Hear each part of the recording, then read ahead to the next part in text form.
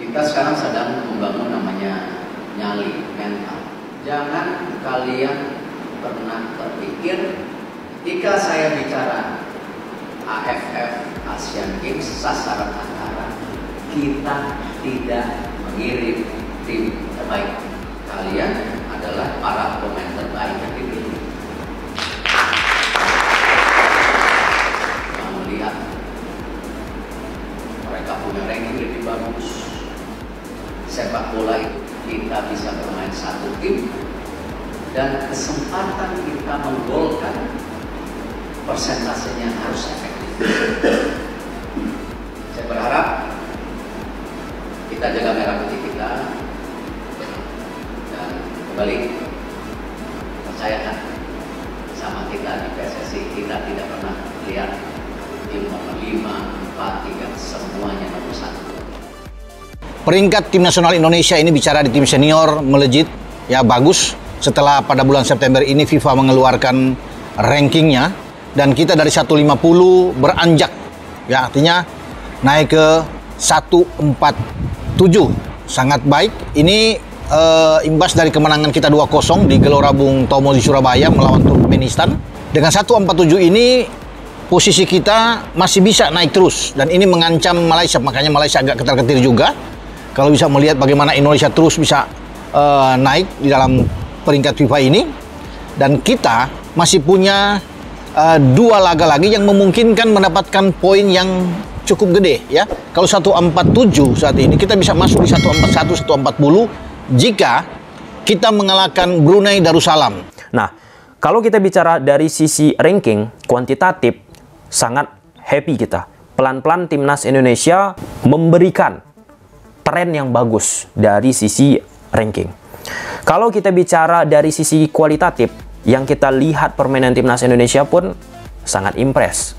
Menjadi bahan perbincangan apa yang diberikan oleh Coach Sintayong dan pelatih timnas lainnya di atas lapangan, teman-teman. Plus potong generasi yang dilakukan oleh Coach Sintayong, dan itu jelas memberikan impact sekarang ini untuk sepak bola Indonesia kita yang secara key pointnya percaya proses. Ketika percaya proses, kita akhir-akhir ini udah menemukan titik terang nih dari berbagai macam hal yang sudah kita bahas barusan. Artinya ada satu PR penting untuk di situasi sekarang bagi timnas Indonesia. Apa itu? Kekonsistensian. Kita udah lihat dari aspek kuantitatif, kualitatif, trennya positif nih. Pertanyaan besarnya, apakah kekonsistenan ini, tren positif ini, bisa untuk tahun-tahun ke depannya dijaga?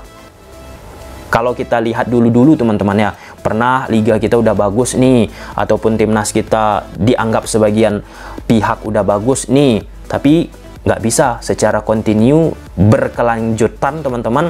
Posisi bagus itu untuk di-handle, untuk dijaga.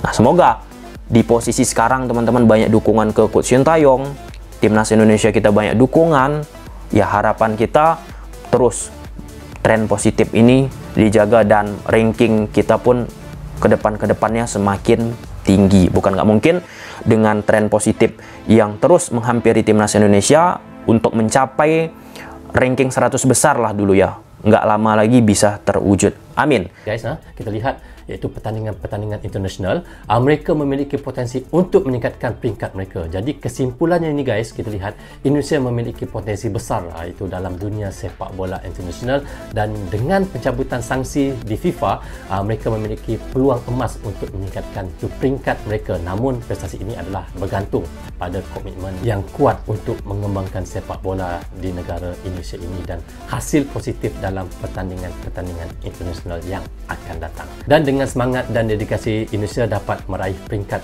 yang lebih tinggi dalam peringkat FIFA dan mengukir nama mereka panggung sepak bola dunia. Yang saya perhatikan, yang saya amati, yang saya rasakan, kalau saya mengkritisi 2 hal itu tadi, tendensinya, kecenderungan, kalau mengkritisi STY dan Ketua Umum PSSI Erick Thohir, maka ada serbuan itu.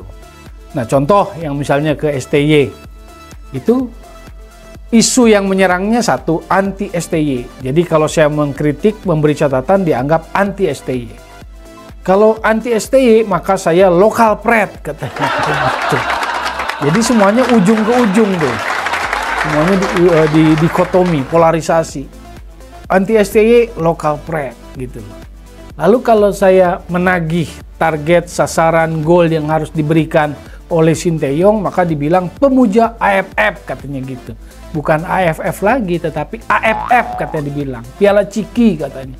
Pemuja Piala Ciki katanya. Loh, padahal logika dasarnya saya iri dalam tanda positif pada Vietnam. Pak Hang Seo di kurun waktu 2018 sampai 2022 bisa secara paralel memberikan prestasi yang luar biasa buat Vietnam, baik di level ASEAN, Asia Tenggara, AFF, SEA Games maupun juga Piala Asia 2018. Jadi kenaikan pesat dalam peringkat FIFA zona Asia adalah bukti bahwa timnas Indonesia juga telah mengalami perubahan besar dalam kualitas permainannya.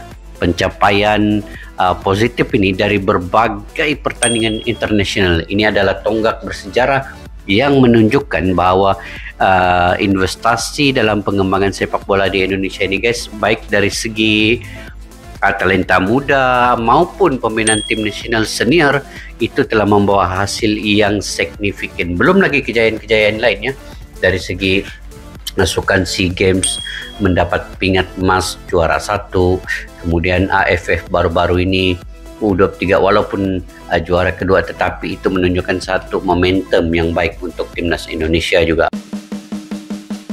Tangan dingin Sintayong berhasil membawa timnas Indonesia duduk di peringkat ke-147 dalam ranking FIFA terbaru pada Kamis tanggal 21 September tahun 2023. Prestasi tersebut semakin membuktikan bahwa kerja keras pelatih asal Korea Selatan itu sedikit demi sedikit mulai membuahkan hasil. Sebelum daftar ranking terbaru ini dirilis FIFA, timnas Indonesia berada di urutan ke-150. Saat ini, skuad Garuda memiliki 1052,87 poin setelah mendapat tambahan 5,41 poin. Penambahan poin ini merupakan buah dari kemenangan timnas Indonesia melawan Turkmenistan dengan skor 2-0 pada FIFA Matchday 2023. Pada laga yang berlangsung di Stadion Gelora Bung Tomo, GBT, Surabaya, Jumat 8/9 itu, gol kemenangan timnas Indonesia dihasilkan Dendi Sulistiawan dan Egy Maulana Fikri. Berkat hasil ini, Indonesia menggeser Botswana yang sebelumnya berada di urutan ke-147. Botswana saat ini berada di urutan 149 karena dapat pengurangan poin sebesar 3,62. Keberhasilan timnas Indonesia menembus peringkat 147 tentu saja tidak lepas dari peran Sintayong.